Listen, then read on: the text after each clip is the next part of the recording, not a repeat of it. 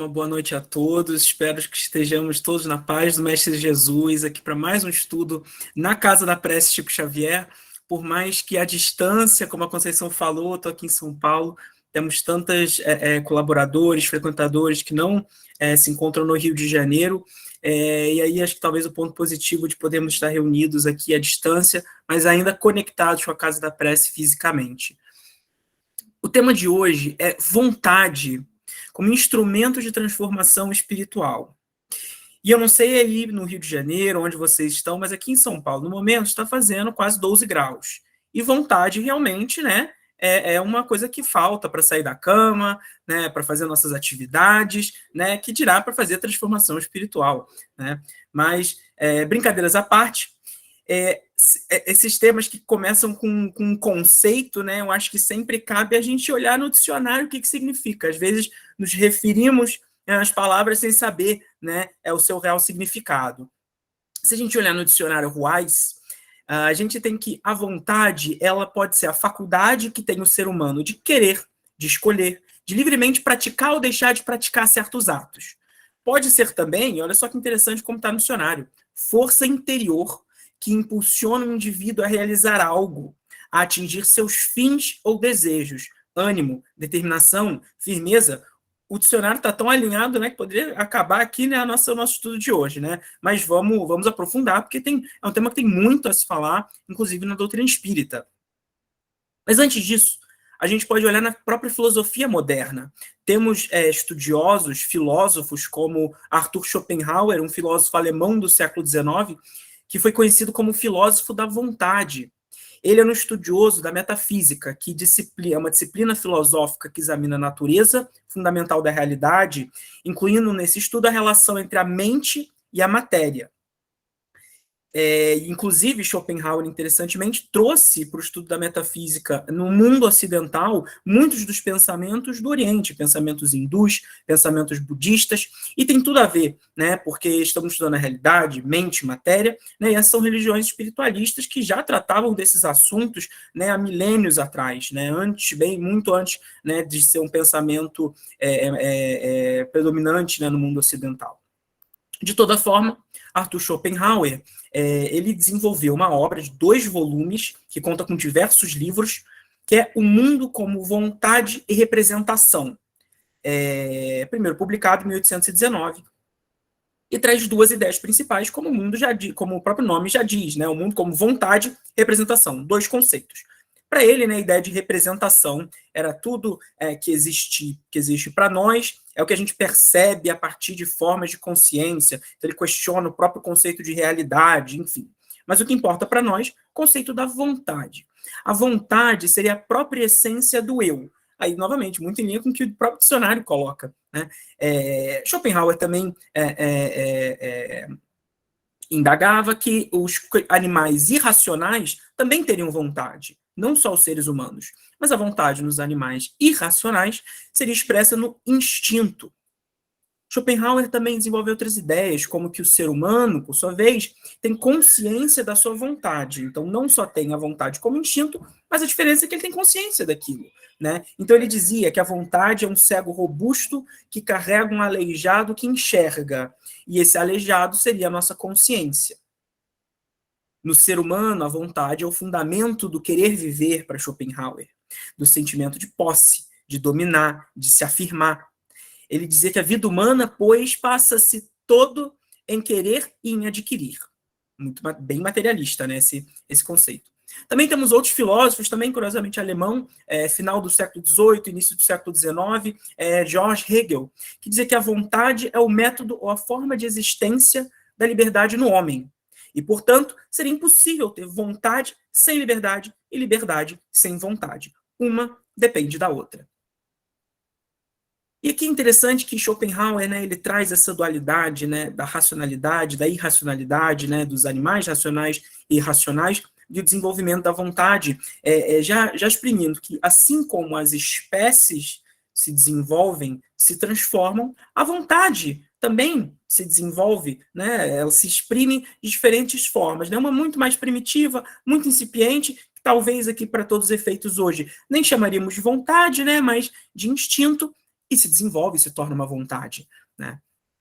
E acho que para a gente poder entrar aqui nesse tópico, eu vou pedir a gentileza de projetarem um vídeo curtinho, de menos de um minuto, do físico norte-americano Carl Sagan, né, narra brevemente. Ele é contemporâneo, né, moderno, desencarnou em 1996, e o vídeo é de um documentário Cosmos, da década de 80, em que Carl Sagan brilhantemente descreve diversos fenômenos da natureza. Salvo engano, Carl Sagan se dizia ateu, assim como Einstein e muitos outros, né, que questionam muito, né, mas assim, acho que, né, dessa série documental, acho que é uma prova assim, né, por A mais B, da beleza e da perfeição, né, e da complexidade perfeita mesmo, né, do nosso planeta Terra, né, e do cosmos como um todo, né. Acho que para nós, né, que estamos aqui, acho que reforça, né, a inteligência suprema, né, que chamamos de Deus, né.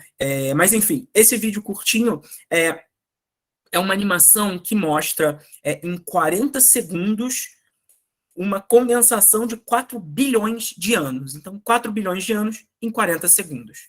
Se puderem dar o Pressing 4 billion years of evolution into 40 seconds.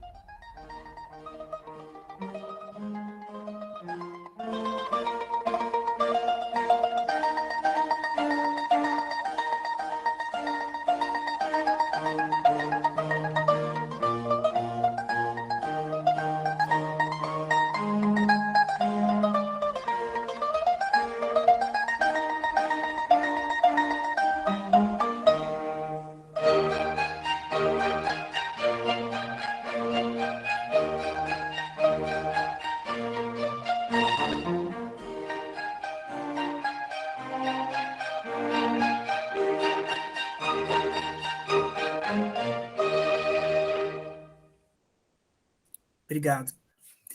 É incrível porque 40 segundos parece muita coisa, na verdade 50 segundos, mas passa tão rápido que a gente não para para pensar, nossa, é um minuto de vídeo e passa voando, né?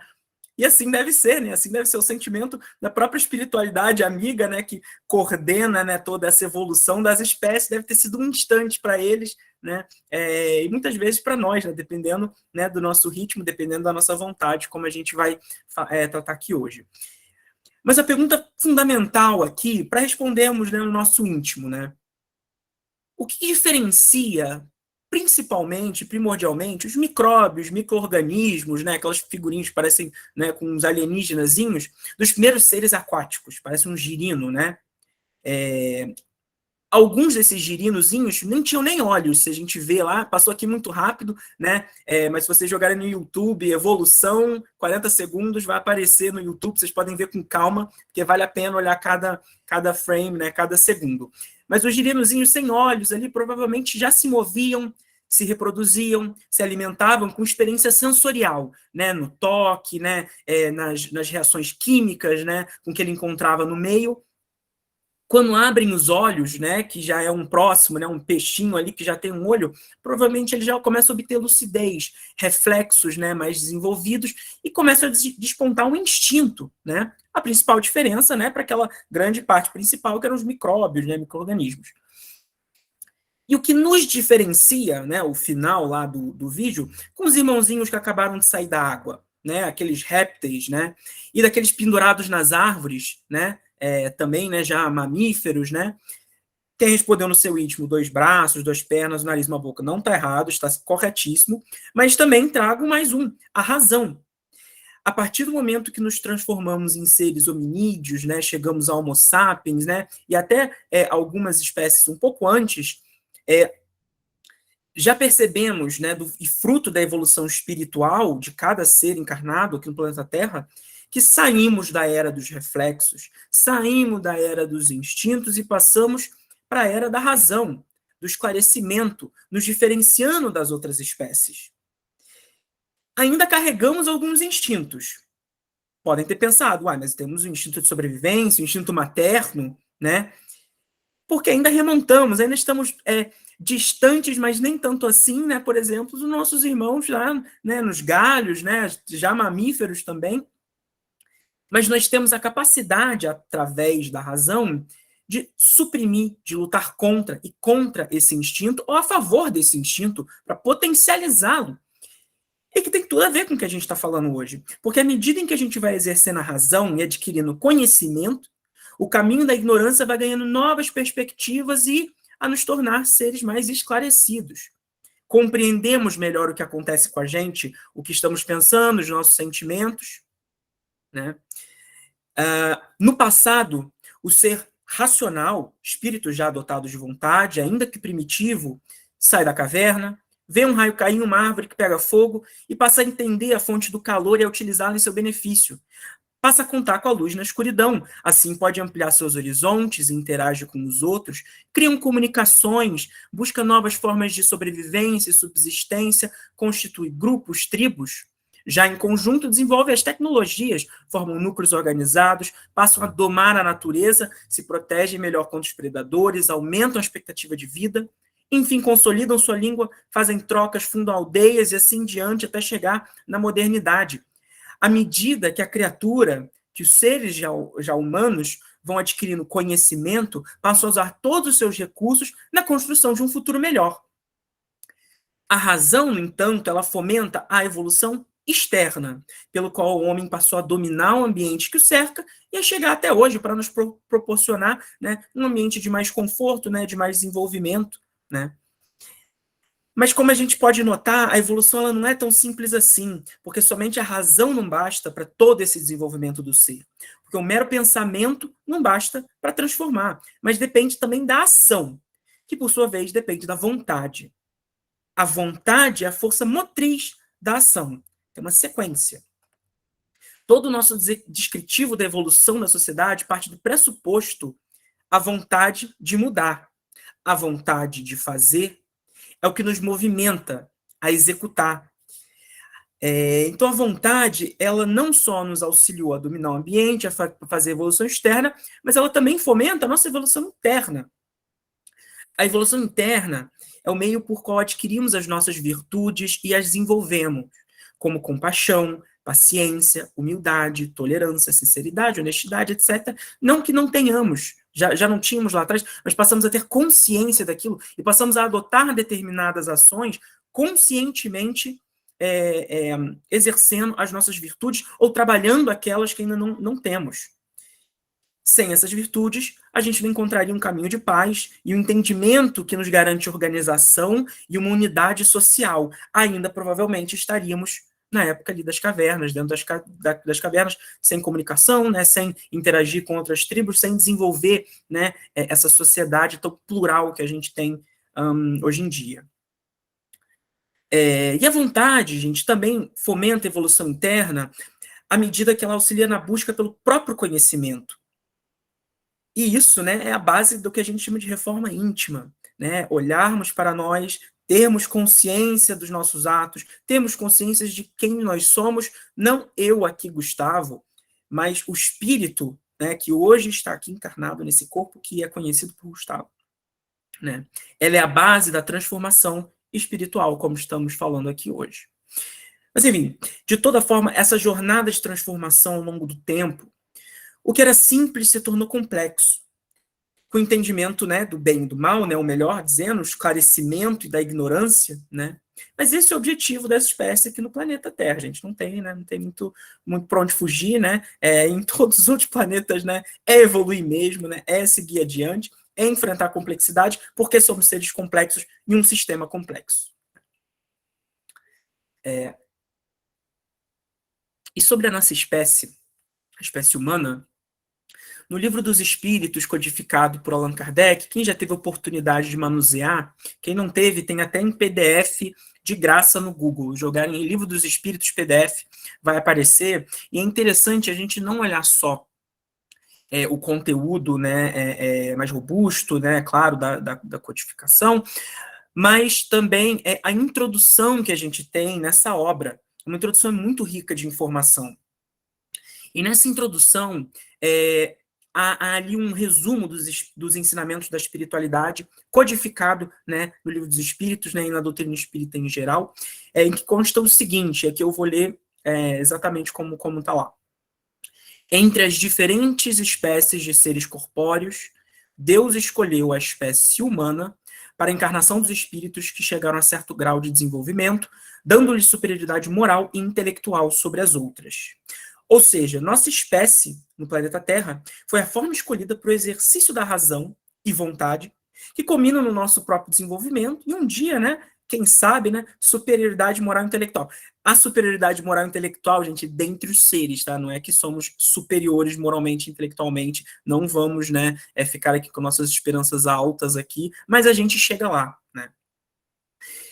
E aqui chegamos a um ponto bastante importante do nosso estudo sobre a transformação espiritual, que é o conceito, né, do moral, né, da moral e do intelecto, né, que os espíritos trazem aqui, né? A espiritualidade nos traz que os seres racionais vivem apoiados principalmente sobre duas asas, como a gente gosta de chamar, a moral e a intelectual. Melhor dizendo, né, que essas duas asas são espécies de progresso, né? Mas faz sentido, né? A gente imagina a asa como uma ave, né, que paira sobre o ar, por exemplo, né, uma gaivota, né? Ela fica super equilibrada ali sobre as duas asas. Se uma asa está muito baixa, ela descamba para um lado. Se está muito, ela descamba para o outro, coitado. Então, ela precisa manter o equilíbrio. Essa é a ideia. A moral, ela seria a regra de boa conduta, né, e, portanto, da distinção entre o bem e o mal, ou melhor, o esclarecimento e a ignorância. Né? O intelecto é o que dissipa a ignorância através da luz do conhecimento e é o que torna compreensível a nossa moral.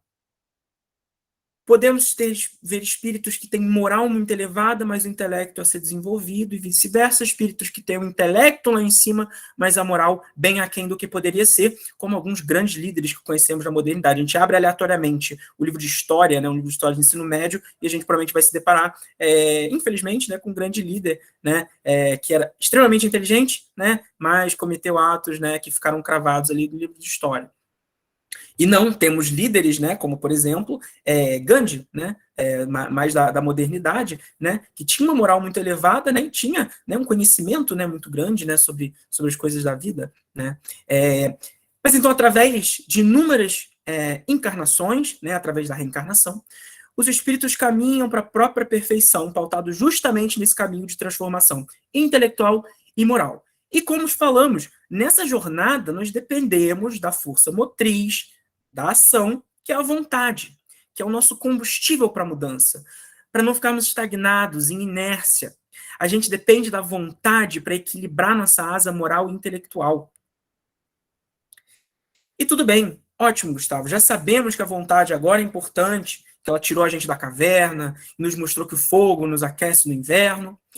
Mas como que a gente pode progredir daqui para frente? Como que a gente pode utilizar a vontade para a nossa transformação espiritual? Né? É importante a gente saber o conceito, mas também, né, a prática. Né? Como que a gente pode fazer para usar a vontade como instrumento de transformação? Primeiro, eu acho interessante apontar que a evolução primitiva ela veio do experimento, como a gente viu, da tentativa e do erro. Do ser humano talhando a pedra e vendo que saía faísca, e que em algumas pedras essa faísca saía mais forte, mais fraca, às vezes nem saía. E que das mais fortes, com a palha mais seca, conseguimos gerar o fogo. Opa, aprendi. Mas não só a evolução primitiva aprendemos por tentativa e erro. Ainda hoje em dia, às vezes, a gente precisa que aconteça certas coisas na nossa vida para que possamos aprender, não é mesmo? Quantas vezes não escutamos de alguém para não fazer algo? Poxa, muito tentador, não consigo resistir, vou fazer só dessa vez.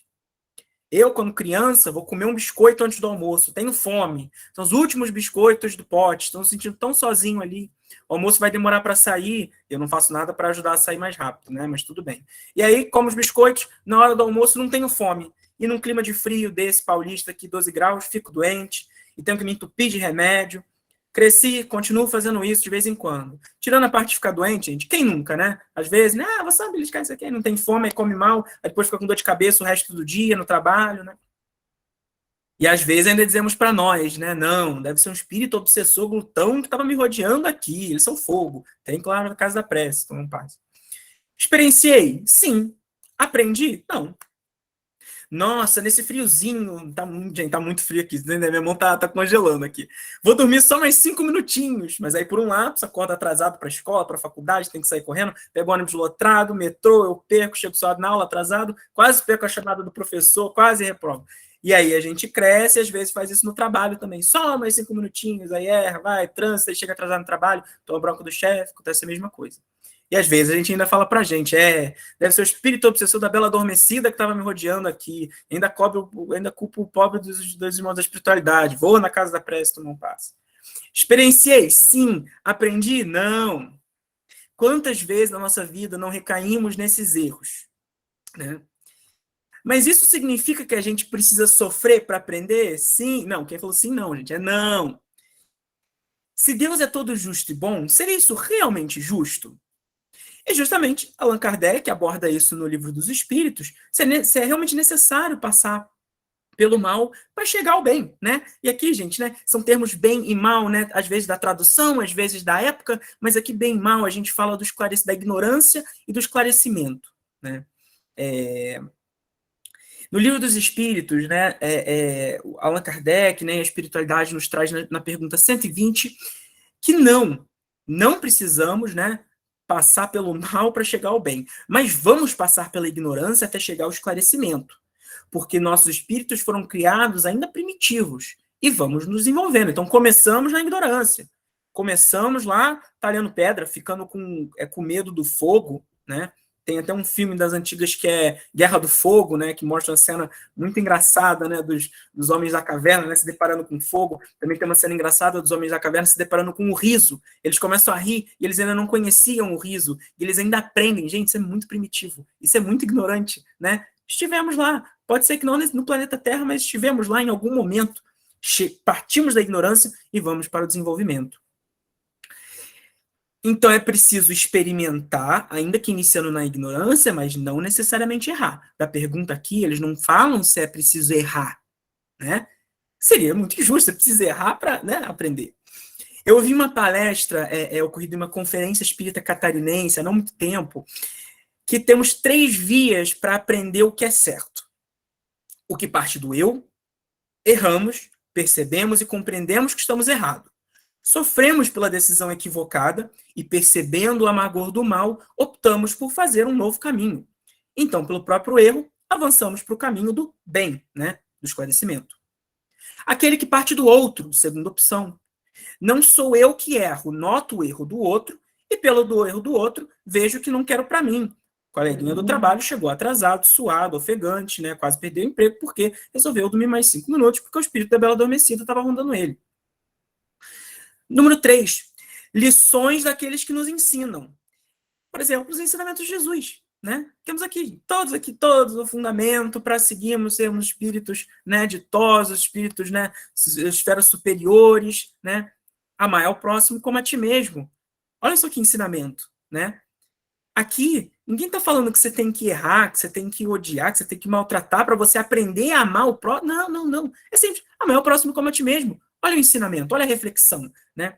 O professor, gente, ele não ensina o aluno que é 2 mais 2 mais 5, 2 mais 2 é igual a 5. Ele ensina que 2 mais 2 é igual a 4. Espera-se o quê? Que o aluno compreenda, absorva e não erre. Mas nem sempre a vida é tão simples, não é?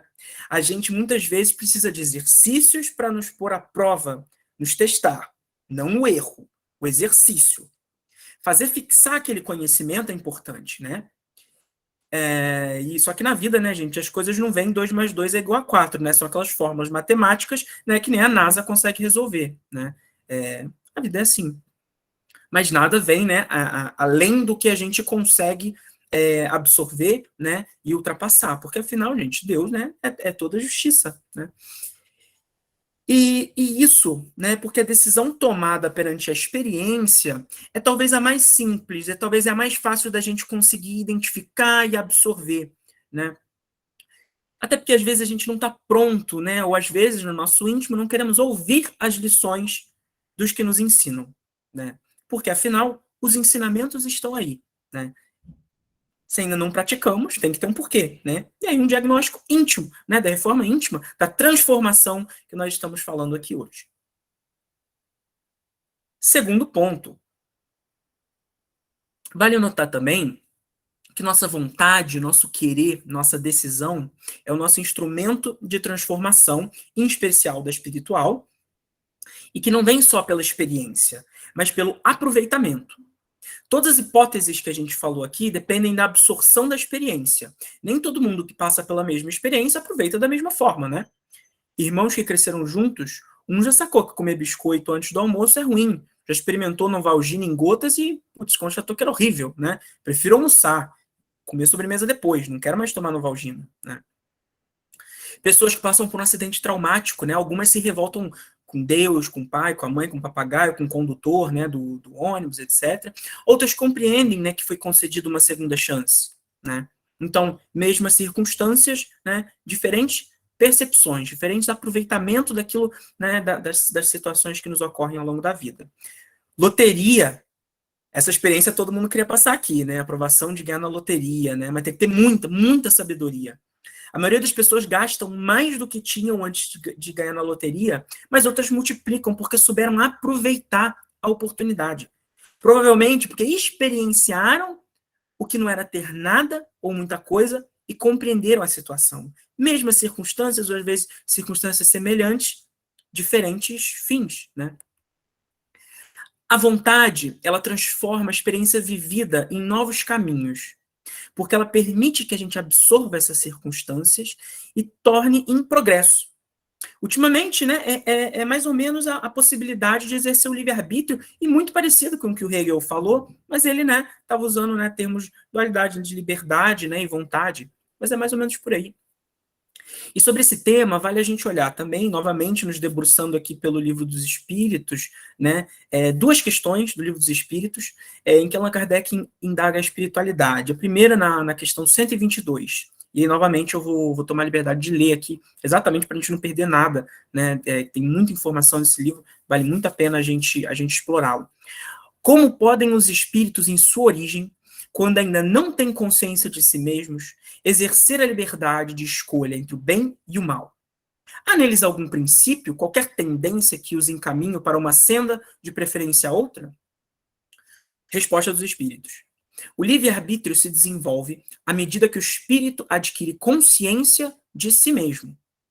E aí, né, nos 40 segundos ali, né, são os microsegundos finais ali. Já não haveria liberdade desde que a escolha fosse determinada por uma causa independente da vontade do espírito. A causa não está nele, está fora dele, nas influências a que cede em virtude da sua livre vontade. É o que se contém na grande figura emblemática da queda do homem do pecado original. Uns cederam à tentação, outros resistiram às escolhas. Pergunta número 127. Allan Kardec indaga: os espíritos são criados iguais quanto às faculdades intelectuais? Resposta dos espíritos: são criados iguais, porém, não sabendo de onde vem, preciso é que o livre-arbítrio siga o seu curso. Eles progridem mais ou menos rapidamente em inteligência como em moralidade.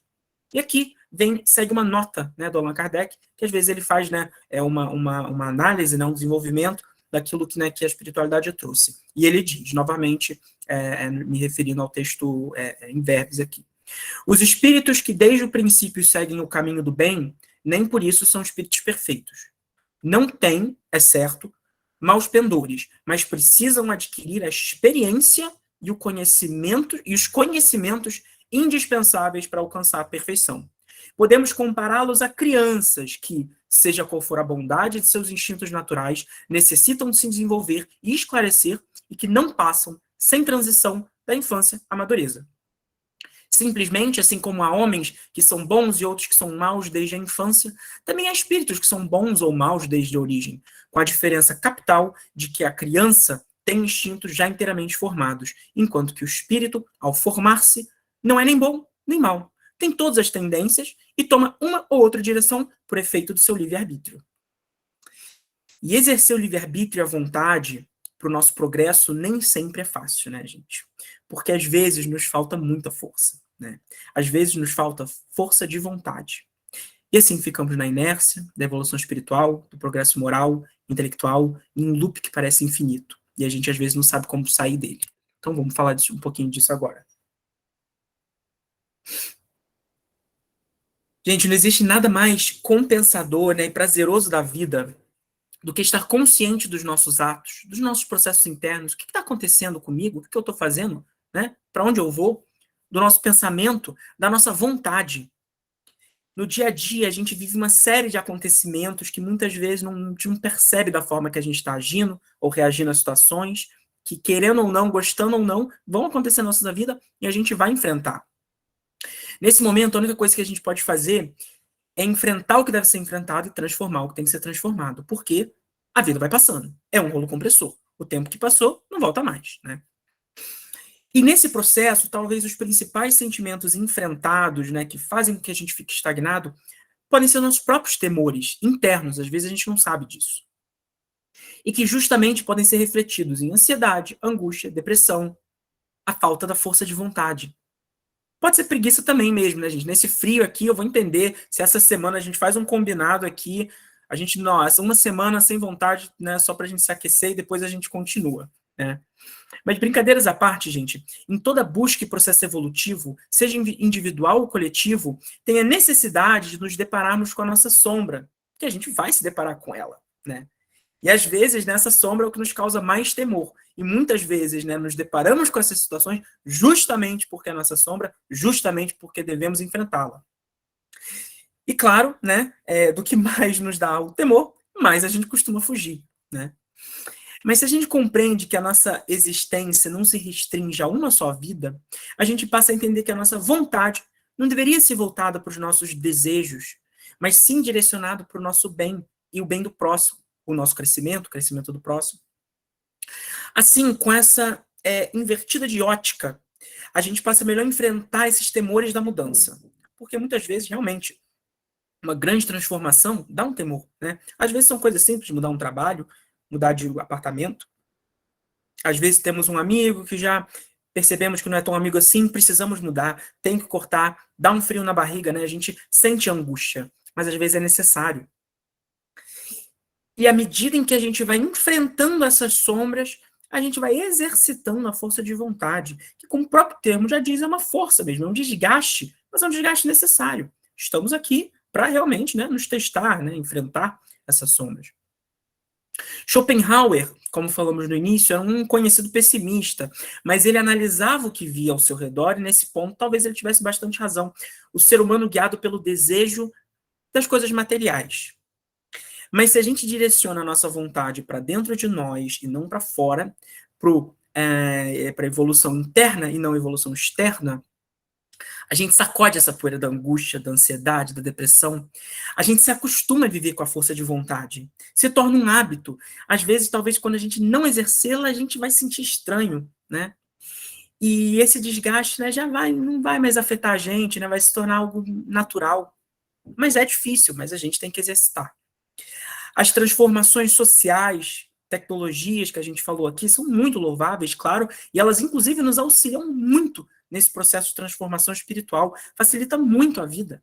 Vide o próprio estudo da doutrina espírita que fazemos aqui, vide essa reunião virtual, a oportunidade que dá para tantas pessoas que não podem estar presencialmente, inclusive no período, né, de pandemia, que pudemos continuar os trabalhos, os estudos, né, em tantas, não só aqui, né, tenho certeza, ao redor do mundo, graças à tecnologia. Temos aqui o Livro dos Espíritos em PDF, aberto, público, gratuito para todo mundo. Tecnologia, olha que ótimo, né?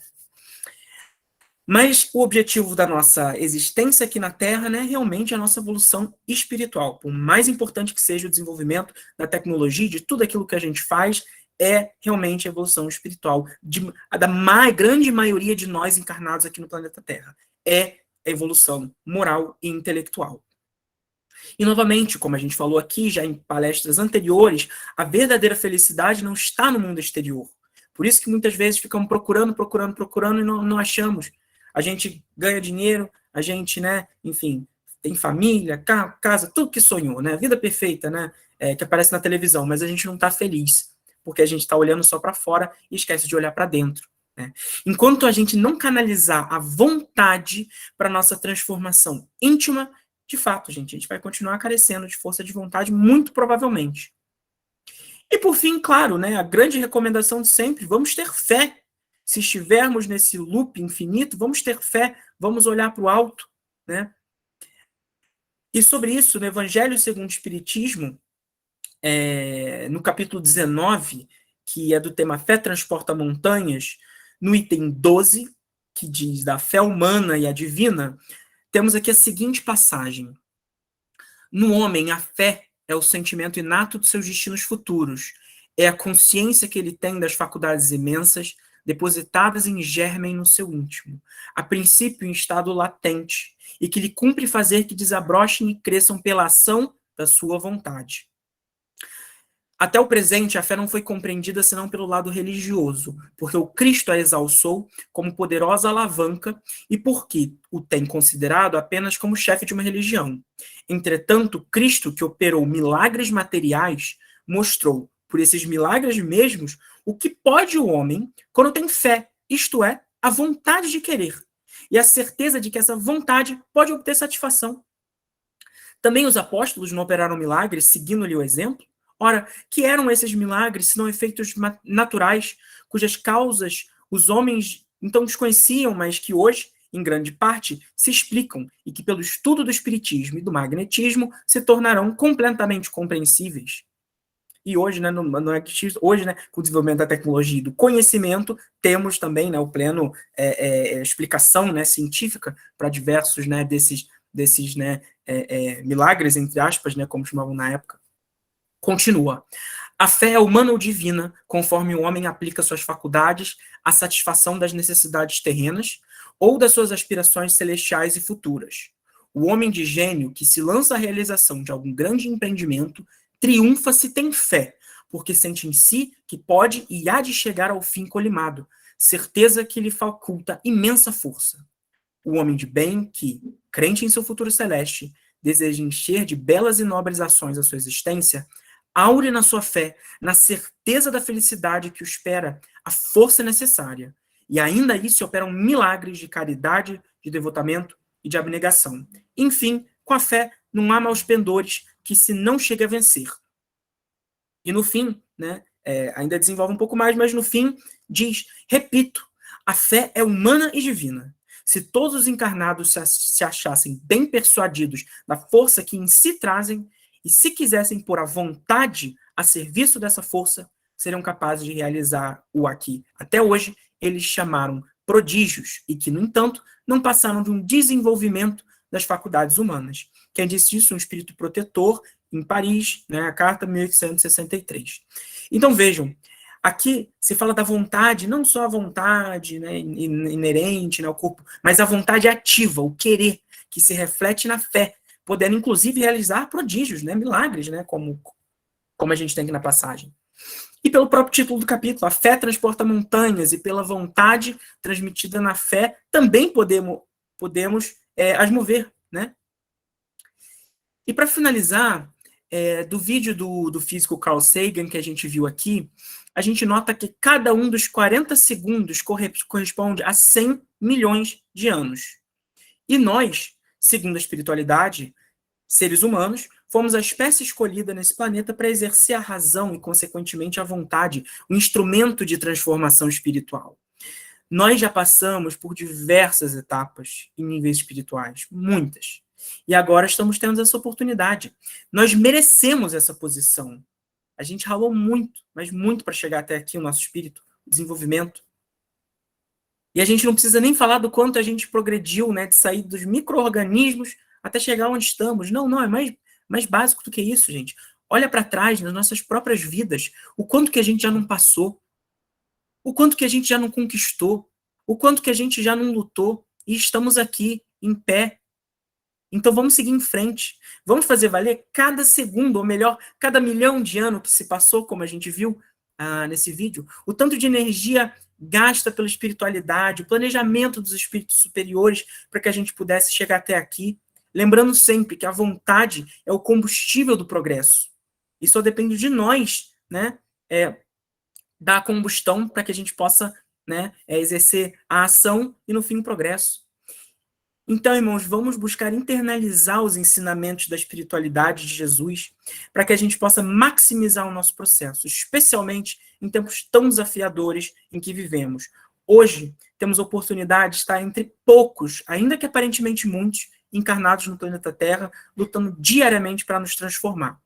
Então, vamos no mantra. Força de vontade, cabeça erguida, em frente. Uma boa noite, ficamos todos na paz do nosso Mestre Jesus.